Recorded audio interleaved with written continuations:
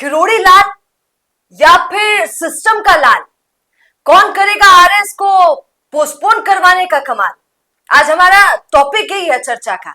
आज इसी पर थोड़ी सी बात करेंगे, क्योंकि भैया राजस्थान में क्या चल रहा है। राजस्थान में एक ही मुद्दा चल रहा है कि आरएस मेंस परीक्षा को पोस्टपोन किया जाए। और आज खबर सामने आई, ब्रेकिंग न्यूज, कि पोस्टपोन नहीं हो रहा है भैया, बल्कि एडमिट कार्ड आज जारी हो गए। तो इसी पर थोड़ी सी चर्चा करेंगे और डीप चर्चा करेंगे। ध्यान से सुनिएगा। नमस्कार सर, क्या बोलेंगे सर। देखिए, सबसे पहले समझना पड़ेगा हमें कि भजनलाल सरकार ने एक बहुत ही अच्छा मूव किया कि युवा साहू जैसा अधिकारी आरपीएससी को सुशोभित कर रहे हैं अब। लेकिन युवा साहू के आने के बाद चीजें ठीक हो, ये सबकी अपेक्षा थी। पर सबसे पहला निर्णय अगर ये है कि आरएएस परीक्षा रद्द नहीं होगी, तो फिर ये निर्णय की समीक्षा करनी जरूरी हो जाती है। क्योंकि समझने वाली बात यह है कि आरपीएससी एक ऑटोनोमस बॉडी है, जिसको अधिकार है अगर कोई गलत डिसीजन है तो उसको ठीक करने का। और बहुत साफ सी बात है, अगर पिछले एग्जाम का रिजल्ट अभी नहीं आया तो कैसे आप दूसरा एग्जाम कर सकते हो। लेकिन इस बात पे जो एडमेंसी है वो बिल्कुल भी ठीक नहीं, और खासकर तब जब इस मुद्दे पर दो उप मुख्यमंत्री, कई सारे मंत्री, कई सारे लोग लिख चुके हैं सरकार को, सरकार में खुद जो लोग हैं वो लिख चुके हैं, उसके बावजूद भी ये नहीं हो रहा। क्या राह का रोड़ा है ये समझ में नहीं आ रहा। जबकि अभी तक ऐसा कोई हिसाब किताब इसमें है नहीं कि ये मान लीजिए परीक्षा हो गई है फिर रद्द करानी, परीक्षा तो अभी हुई नहीं है तब पोस्टपोन करानी है। इसमें कहां दिक्कत आ रही है। मदन राठौड़ जो बीजेपी के प्रदेशाध्यक्ष है वो आश्वासन दे के आ गए, किरोड़ी लाल मीणा आश्वासन दे के आ गए, दोनों उप मुख्यमंत्रियों ने लेटर लिख दिया सरकार को सरकार में होते हुए। इस सब के बाद भी अगर आरपीएससी इस बात पर अड़िग है कि वो पोस्टपोन नहीं कराएगी, तो वो लॉजिक्स दे इस बात के। आज अगर दोनों लोगों में से लॉजिक सुन रहे हैं तो आरपीएससी का तो कोई लॉजिक ही नहीं है इसको लेकर। लेकिन ये जो अभ्यर्थी धरने पे बैठे हैं इनका लॉजिक बिल्कुल क्लियर है कि भाई जिसने बहुत ज्यादा तैयारी की उसने पिछला एग्जाम भी दे दिया, ये एग्जाम भी दे दिया, सीट खाली नहीं करेंगे तो हम कहां से आएंगे। क्या ये लॉजिक इतना सॉलिड नहीं है? चलो मान लीजिए नहीं है, मान लीजिए जितने भी ये आरएएस भर्ती को पोस्टपोन कराने के लिए बैठे हुए हैं वो सब गलत बोल रहे हैं, ऐसा मान लीजिए। लेकिन आपकी गवर्निंग बॉडी या आप जिसको मिसाल मानते हो वो तो यूपीएससी है ना। उन्होंने कभी ऐसा किया क्या कि एक एग्जाम का रिजल्ट आया नहीं और दूसरा एग्जाम कर दिया? जब उन्होंने नहीं किया तो आप क्यों कर रहे हैं भाई। एक ही देश में एक नेशनल बॉडी है, एक रीजनल बॉडी है। नेशनल बॉडी यूपीएससी है, रीजनल बॉडी आरपीएससी है। कम से कम अपने देश का मॉडल तो आप देखोगे ना, वही आप नहीं देख रहे।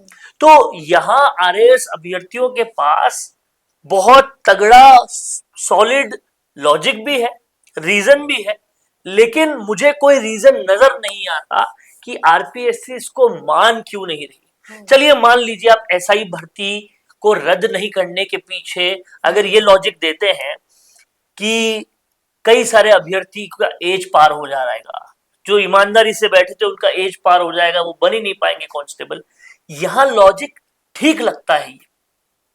लेकिन आरएएस भर्ती में तो लॉजिक ही नहीं है ऐसा कोई। ये तो आपको परीक्षा इसलिए टालनी है क्योंकि पिछली परीक्षा का रिजल्ट नहीं आया। ये पूरी तरह से सिस्टम का फॉल्ट है, आपने रिजल्ट क्यों नहीं दिया अभी तक। तो आरपीएससी जिस तरह से बिहेव कर रही है, ये कहना कोई अतिशयोक्ति नहीं होगी कि भाई आप लोकतांत्रिक देश में एक तरह से हिटलरशाही कर रहे हो। क्योंकि सरकार के ही अगर दो उप मुख्यमंत्री, इतने सारे मंत्री, इतने सारे विधायक लेटर लिख रहे हैं, उसके बावजूद भी नहीं हो रहा, तो इसका मतलब तो ये है कि ना आप अभ्यर्थियों की सुन रहे, ना आप सरकार की सुन रहे, फिर किसकी सुन रहे ये बता दीजिए। क्योंकि आप ये समझिए मुद्दे अलग अलग है। एसआई भर्ती अलग मुद्दा है, अलग लॉजिक से उसके, आरएस अलग मुद्दा है, अलग लॉजिक है उसके।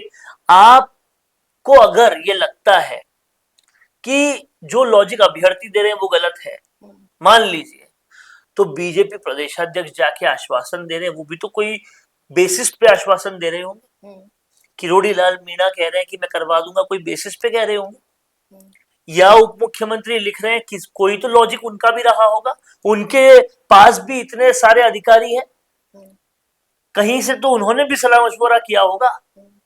क्या ऐसा लॉजिक है आरपीएससी के पास जिसकी वजह से वो कह रहे हैं कि हम टस से मस नहीं होंगे?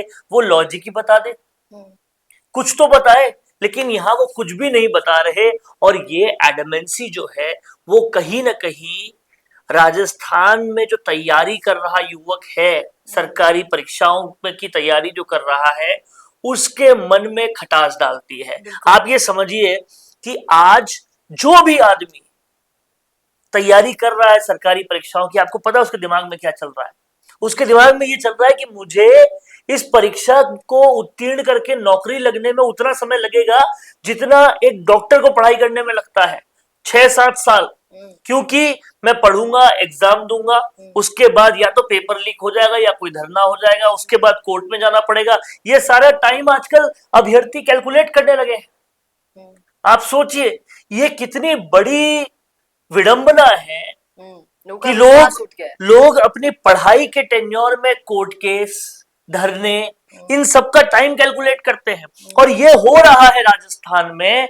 ये सिस्टम को अगर नहीं दिखेगा, शासन को अगर नहीं दिखेगा, तो फिर जिस युवा को हम अपने देश की सबसे बड़ी संपत्ति मानते हैं, छाती चौड़ा करके हमेशा ये बोलते हैं कि भारत युवाओं का देश है, उन युवाओं के साथ तो ठगी हो रही है, वो कौन देखेगा? बिल्कुल। पर सर मेरा एक आपसे सवाल था, क्योंकि बच्चों से तो हमने बात की थी, जब छात्रों से तो उन्होंने तो बोल दिया था, मैंने उनसे बस एक ही सवाल किया कि उप मुख्यमंत्री आपके साथ है, मंत्री संतरी विधायक सब आपके साथ है, सीएम भजनलाल का अभी तक कोई बयान सामने नहीं आया।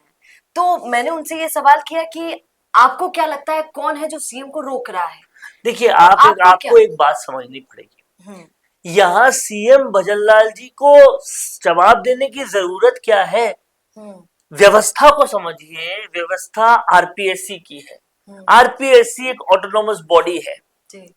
एजुकेशन मिनिस्ट्री आज मदन दिलावर जी के पास है और बाकी सारे मंत्री सब कुछ कर रहे हैं। मैं कह रहा हूं हर मामले में क्या मुख्यमंत्री के डायरेक्शन की जरूरत जरूरी है? अगर जरूरी है तो इतने सारे मंत्री क्यों हैं, इतनी ऑटोनोमस संस्थाएं क्यों हैं? तो और हर चीज का ठीकरा टॉप लेवल पे फोड़ना जरूरी है? क्या कोई चीज आरपीएससी अपने लेवल पे नहीं ठीक कर सकती? वो ऑटोनोमस बॉडी बनाई गई है, नियम है, अधिकार है, वो क्यों है? और हर चीज पर सीएम तक जाने की जरूरत पड़ती ही क्यों है? आप इस बात को समझिए कि अगर किसी को छींक आई तो क्या प्रधानमंत्री तक जाएंगे? नहीं। तो इसलिए आरपीएससी का नियम कहता है कि आरपीएससी अपने लेवल पे डिसीजंस ले सकते हैं, वो क्यों नहीं ले रहे? अच्छा, अगर यूआर साहू को वहां पे लगाया गया जो कि एक शानदार ट्रैक रिकॉर्ड वाले अधिकारी है, तो ये किसने लगाया? ये डिपार्टमेंट तो सीएम के पास ही है। एक अच्छा अधिकारी दे दिया, अब अच्छे फैसले करो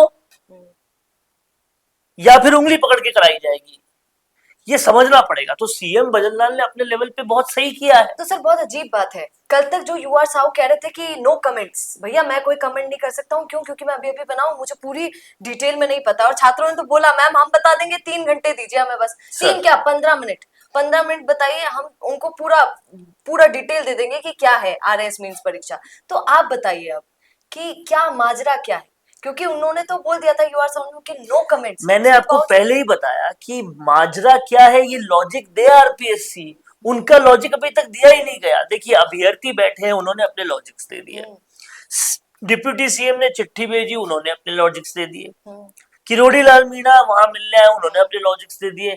आरपीएससी लॉजिक तो दे, तब तो हमें पता चलेगा। वो लॉजिक ही नहीं दे रही। तो बिना लॉजिक के निर्णय ले लिया गया। अब बिना लॉजिक के निर्णय दे दिया गया या फिर बिना लॉजिक बताए निर्णय दे दिया गया। लॉजिक कुछ होगा उनके दिमाग में, पर सार्वजनिक अभी तक नहीं किया उन्होंने। यूआर साहू बहुत ही अच्छे ट्रैक रिकॉर्ड वाले अधिकारी हैं, ये पक्ष विपक्ष सब बोलते हैं, छात्र भी बोल रहे हैं। तो अब उनसे लॉजिक की अपेक्षा है वो बताए, वो सार्वजनिक करेंगे तब हम उस पर विश्लेषण करेंगे। करे तो सही सार्वजनिक। तो सर आरएस के बच्चों की क्या गलती है एडमिट कार्ड निकल गए हैं, फिर उसके बावजूद सुनिए ना सर, आज किरोड़ी लाल मीणा के आवास पर धरने पर बैठ गए। अभी थोड़े ही मिनट पहले वो हनुमान बेनीवाल से मिलने गए। अब क्या सर, अब भी कुछ मौका है? आम आदमी के दिल से अगर जवाब दिया जाए आपके इस सवाल का, तो ये है कि अभ्यर्थियों की सबसे बड़ी गलती ये है कि उन्होंने सरकारी नौकरी के लिए फॉर्म तैयारी करने का कोई भी फॉर्म फिल किया, क्योंकि आज की डेट में ये मैंडेटरी हो चुका है, ये सरकारी नौकरी के सिस्टम का पार्ट बन चुका है। धरना तो देना पड़ेगा, कोर्ट तो जाना पड़ेगा, और तभी आपको सरकारी नौकरी मिल पाएगी। आपको 10-12 साल लगाने पड़ेंगे। आपके घर वाले चाहे कहते रहे घर बैठ के क्यों खा रहा है, कुछ कमा क्यों नहीं रहा है, लेकिन फिर भी आपको वो करना पड़ेगा जी।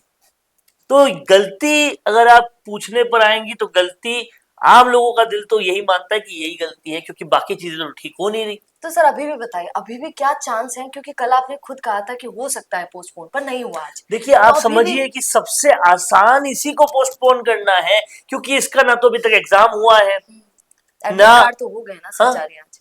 एडमिट कार्ड जारी हो गए, लेकिन अभी एग्जाम नहीं हुआ। एग्जाम हो जाए उसके बाद रद्द करना मुश्किल है, लेकिन हुआ ही नहीं, उसको तो आप एक आदेश से, महज एक आदेश से पोस्टपोन कर सकते हैं। तो ये सबसे आसान है और इसको सबसे आसानी से किया जा सकता है। इसके पीछे लॉजिक्स है, इसी के लिए हमने कहा था कि ये हो सकता है, लेकिन एडमेंसी का कोई लॉजिक समझ में नहीं आ रहा जो आरपीएस ने लिया है। बिल्कुल।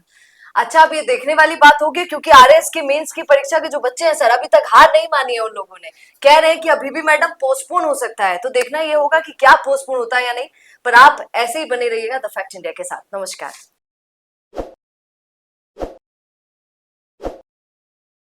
ताज़ा खबरों के लिए विजिट करें द फैक्ट इंडिया की वेबसाइट और डाउनलोड करें द फैक्ट इंडिया ऐप।